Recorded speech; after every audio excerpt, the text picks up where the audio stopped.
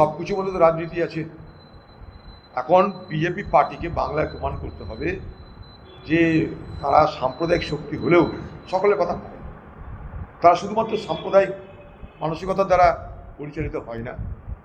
সাম্প্রদায়িক বিভাজনের রাজনীতি করে ক্ষমতায় আসলেও তারা দেখো সাম্প্রদায়িক বিভাজনটাই বাদ দিয়ে তারা আরও কিছু ভাবছে। যেহেতু মুর্শিদাবাদ থেকে তারা তাদের আশার অতিরিক্ত আশাতীত ফল করেছে, তাই মুর্শিদাবাদের মানুষকে তারা বার্তা দেওয়ার চেষ্টা করছে। এখন তো দেখুন, যখন কংগ্রেস ছেড়ে আমাদের দলের নেতারা তৃণমূলে সামিল হয়েছিল, তখন দিদির দলের নির্দেশে কি স্লোগান ছিল, ওয়ার্ডটা কয়েন্ট হয়েছিল উন্নয়নের সাথে পালাচ্ছে। তো সেইটা এখন ধার করে এরা একই জিনিস করছে। বিজেপি কি বলছে, উন্নয়নের সাথে তৃণমূল পালাচ্ছে না।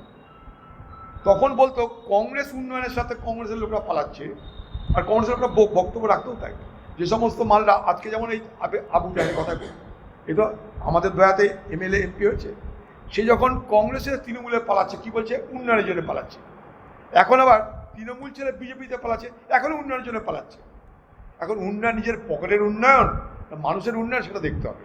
এগুলো হচ্ছে পকেটের উন্নয়নের জন্য।